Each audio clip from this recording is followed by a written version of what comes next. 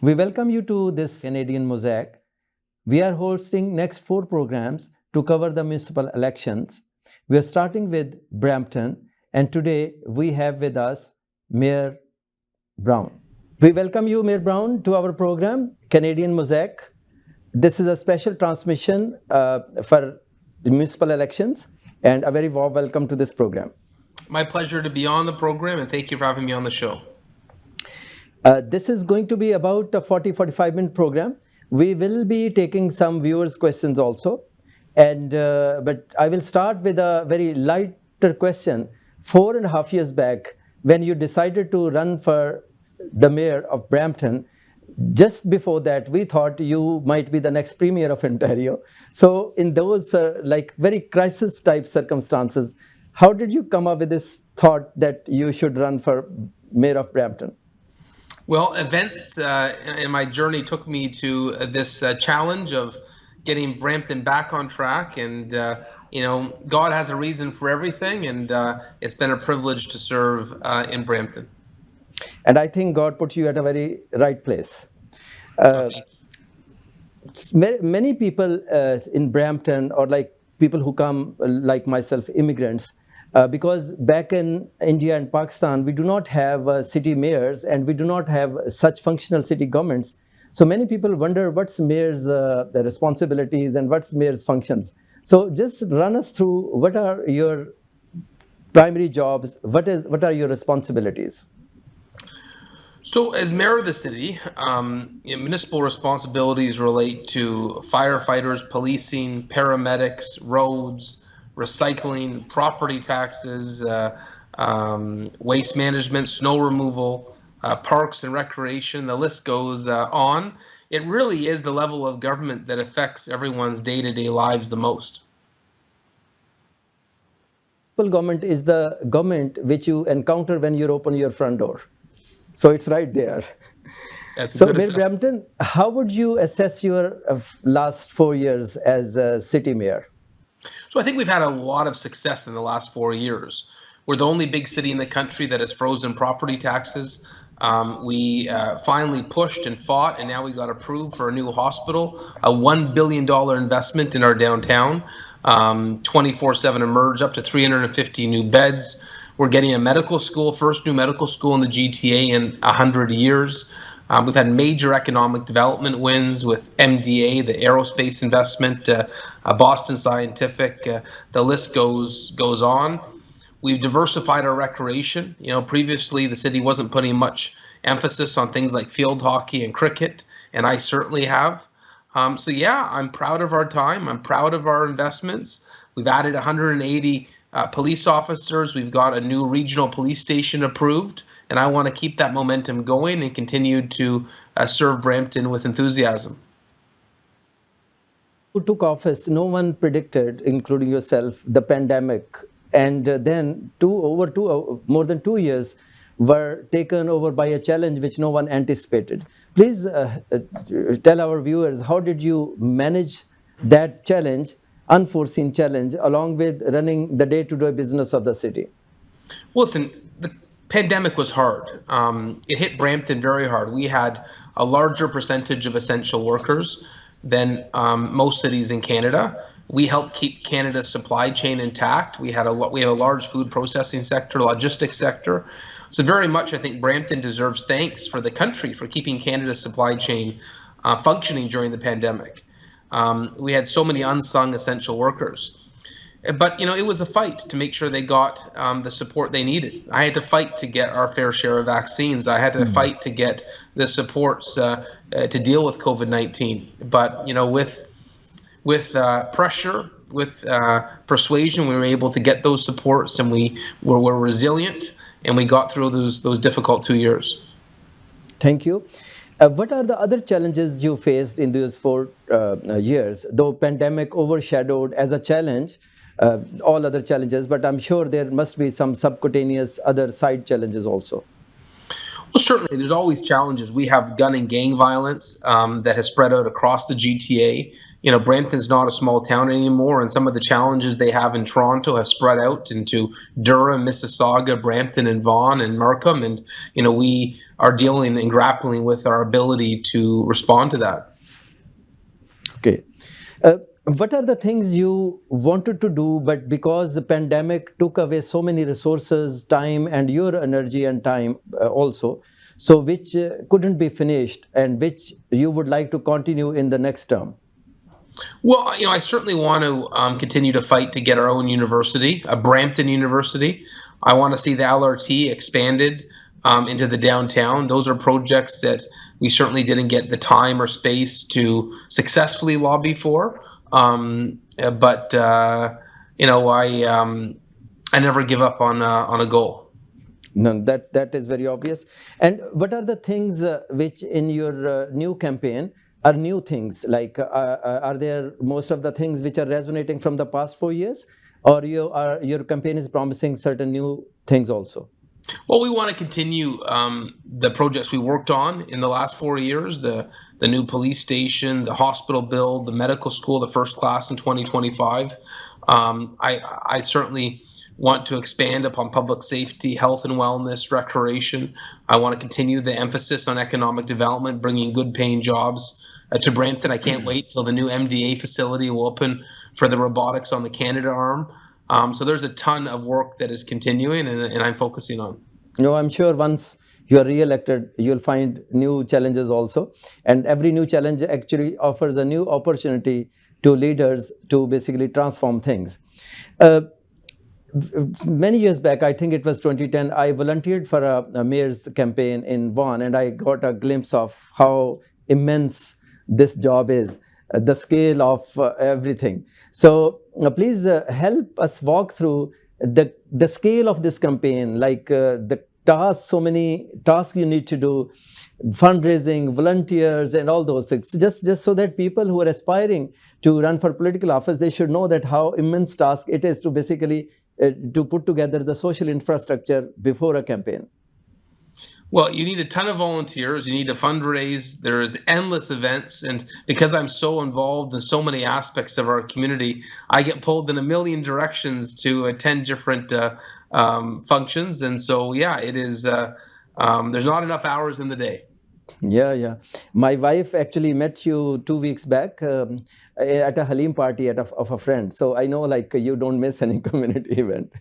Mayor Brown, in this campaign, are you facing any challenges because of the post-COVID reluctance of people for more face-to-face events and activities? No, I find the reluctance due to COVID seems to have disappeared. There still seems to be an incredible interest in attending events. And there are many, Brampton is a very diverse city. There are so many communities, so many diverse communities. So which are the communities who are supporting you, like, very openly and very sort of enthusiastically? Well, I certainly hope that all the communities are. I feel blessed that every aspect of our Mosaic has been very supportive, and so I feel a lot of momentum and support. And for me, you don't campaign at election time. You do the work for 4 years, and then you have the goodwill and the results that speak to your efforts. And so it's not like I'm going to introduce myself to any communities. Every community in Brampton, we have a lot of shared work we've done together now. When you joined as a mayor 4 years back, how did you find the city government, the bureaucracy, the unions, the people who essentially you needed to work with?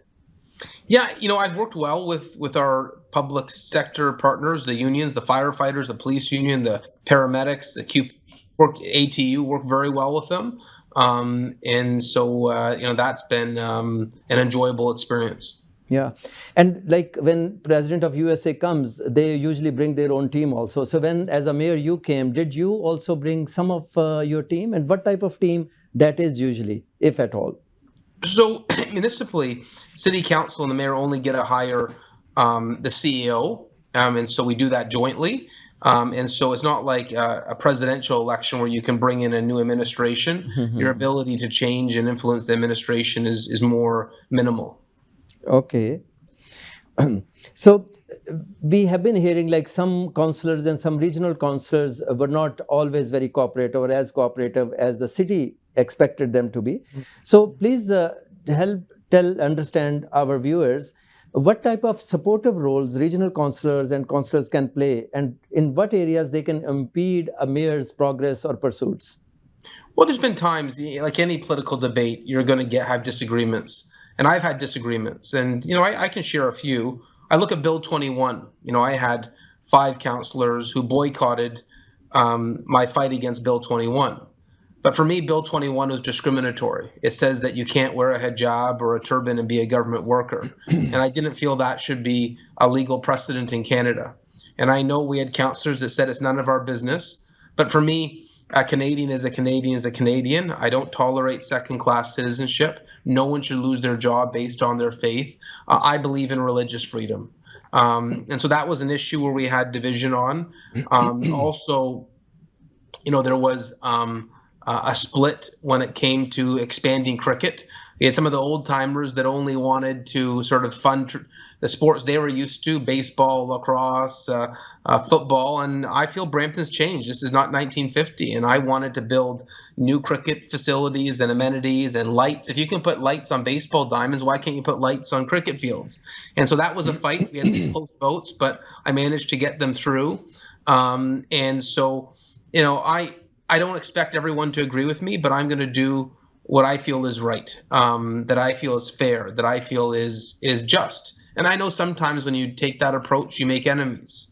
An example would be on issues of hate, intolerance, and bigotry. A lot of people are silent in the face of intolerance and bigotry, and that's not my approach. I believe hate and intolerance rises when good people are silent. I know I ruffled feathers. During COVID-19, during our noise bylaw debate, we had a local masjid reach out to me and said, Mayor Brown, can we have an exemption to the noise bylaw? And I looked at our noise bylaw. It was really old, from 1984. And our noise bylaw only gave an exemption to churches. And I said, that's not fair. We should treat every faith the same. And so I proceeded with the change to the noise bylaw, thanks to the support of Councillor Singh, who moved the motion. But there was a protest against me. There was very angry tweets, and some of the old timers in the city said, Mayor Brown, don't make this change. What are you doing? For me, it was not about supporting the Muslim community. It was about treating everyone fairly. And so I thought to myself, if I back off, I looked at the comments and they were bigoted. There was a fellow by the name of Ravi Huda who worked for Remax that wrote horrible things online about the Muslim community. And so instead of backing down, I shared those tweets with the CBC, and they did an article, Mayor Brown challenges Islamophobia noise bylaw debate. And I thought what happened next was actually beautiful. Remax announced that this individual was no longer working for them, which shows, I should say, I don't wish anyone to lose their job, but I think what that instance showed is that if you have the courage to challenge hate, intolerance, and bigotry and Islamophobia, that decency wins. 99.9% of the people in our city have love in their hearts. There's only a small group that has hate. And I realize that's going to create a noisy group to be angry at me, but they don't speak for the city. They don't speak for the beauty of our inclusive city. And so I'm going to continue to do what I feel is right and just and inclusive, and I'm not going to be bullied by the loudest voices on the internet. Thank you very much for such an elaborate and nuanced answer. We will be taking a break in 2 minutes. So before that, I'll ask this question. How engaged you find Bramptonians are in cities affairs, like where citizens need to sit on boards or on committees? So how engaged you find they are? Well, I find residents to be very engaged, and the best example of that is everywhere I go, people will come and ask questions or say hello. And so I think there's a high level of awareness to our municipal governance. I see that when I go around the city. Okay. And how would you like to get them more engaged, in which areas? Because sometimes some areas are more attractive to residents and some are like they find it's probably boring or something disengaging. So which are the areas in your next 4 years you would like Bramptonians to be more engaged? So I would say I should say I see a high level of engagement in the city. What I would say though is that there are some events that I'd love to see a bigger turnout at, and so there are. I think we have the responsibility to share our iconic events, and so we got some great traditions in the city, and Okay. as the city grows, we want to make sure that those traditions carry on. Thank you. Now, Amir Brampton, let's talk about the opportunities and the problems which you see are very unique to Brampton. And like one of them is like there are so many international students and the type of housing problem they face. So, and then international students are not voters either. And therefore, they do not have a voice in that sense. So, walk us through like what are the unique issues which Brampton faces, which other municipalities in GTA do not, and how do you basically respond to them? So certainly Brampton is a very diverse city. We are a top source, a choice for newcomers. Newcomers like to come to Brampton. I think if you look at the GTA, we're one of the in the Greater Vancouver area, probably the most popular destinations for immigration in the country. And so, with popularity comes the challenges of accommodating new Canadians. I would note that the immigration system is run by the federal government, so we don't get a large input into the accommodation that's offered. And then universities are run by and colleges are run by the province, and so we don't get much input into that either. And so the immigration is run by another level of government, and then the sponsoring university or college isn't in our control either. I wish that there was more coordination between the provincial and federal governments. I don't believe there is much planning when it comes to student housing. I wish that every college, university was required to build student housing to accommodate them. I don't think it's fair that it's a free-for-all with basement apartments. And so that is a challenge. In terms of the opportunity about our diversity, I think it's an economic development opportunity. We are a mosaic of the world, and those people-to-people connections open doors. And so I think we can be robust in our ambitions to build trade linkages around the world. Every company wants to have a multilingual workforce. You have that multilingual workforce. There's no language training needed in Brampton. We have it. Yes. Our viewers have asked some questions, and one of them is like in downtown Brampton, there is, this development is going on, and several businesses, small businesses, are affected by that. So, how is the city planning to support them? So our downtown needed a revitalization, and so we embarked upon a big. We're going to renovate the downtown. Rather than accept that it was sort of in poor repair, it was time to fix it. And a construction project is never easy. There is business diversion, and so I'm calling on the city. If there are small businesses that are disrupted because of the construction, please support them during this difficult period. City government cannot provide funding to for-profit businesses. So I'm challenging residents to say, if you know businesses that are affected, whether it was during the pandemic or because of a road construction project, please support them. We're all in this together, and we need to rally together as a Brampton family. One question from a viewer is that what is your leadership style? Personally? So my leadership style is to listen relentlessly. But my leadership style is focused on getting results. And so sometimes, the status quo, just doing nothing, is the most popular approach. That's not my approach. If I have to push and make waves to get results, then that's what I'm prepared to do. Like when they cut the GO train service in Brampton, I held the press conference on the GO train. Why? Because I knew that would grab attention. When we weren't getting our healthcare funding, I declared a public health emergency in Brampton to get attention to our healthcare woes. So, I will work outside the box. I'll make noise. I'll get in the face of other levels of government if Brampton's not getting its fair share. And so my leadership style is to be relentless in pursuing the best interest of our city. Two more questions from the viewers, and then we will have my last question, and we will be completing within the time. Those people who aspire to run for political office or be engaged at municipal level or provincial level, what advice you have for them? How should they prepare to be the future the Patrick Browns? So the best way to be involved is to volunteer. I started out as a teenager wanting to volunteer in politics, and I would encourage anyone with an interest in politics, go and volunteer in any campaign. Our democracy is open.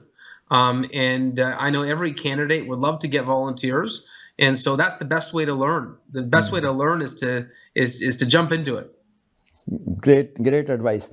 One question from viewers is how efficient you have found the Brampton city government to be, particularly if you were a CEO of a private, say, corporation, and now you're CEO of Brampton City. So in comparison, do you think it's a very efficiently run model, or in your next term you might reform certain things? Well, it is. The mayor is one vote around the table, and so it's not like a CEO calls the shots. You have to build a majority of votes on every issue. So it is really a consensus-based approach. And so there are definitely differences between how a CEO would want to run a company and how you have to run a council table. Okay. You could have been our premier today, and you could have been the future prime minister also. Mm-hmm. So I have followed you in the last 4 years very closely, and the type of promises you made. And I feel that you are too progressive for progressive conservatives, and the deep establishment actually wanted to keep you out. Mm-hmm. So how do you respond to that? No, and I think that's a fair assessment. I don't think that's a big secret. There are many in the Conservative Party that felt some of my positions were too progressive for the party, whether it was my history on Islamophobia, calling out discrimination internationally. It made some waves in the party, but I can't change who I am. I believe that my political philosophy is don't spend beyond your means, be fiscally conservative. Mm-hmm. But I also believe in religious freedom. I believe in equality. And I don't apologize for who I am. And if the party wasn't prepared to change, then it's their loss. And, I've said very bluntly, if the Conservatives want to be a caricature of the Republican Party in the U.S., that's not something I can support. I describe myself as a Bill Davis conservative. I abhor the extreme right that we see in some countries, whether it's Le Pen in France or Trump in the U.S. It's just a brand of politics that I can't support. And one of the reasons I considered re-entering federal politics was to try to prevent that. I believe that it's in our democracy's best interest if all the parties are on the same page on issues of equality, hate, and intolerance. But that's not what history has planned. And so my focus is going to be only on serving the city of Brampton. My personal assessment and prognosis is that it's only a matter of time. It's only a matter of when you go there. It's not if.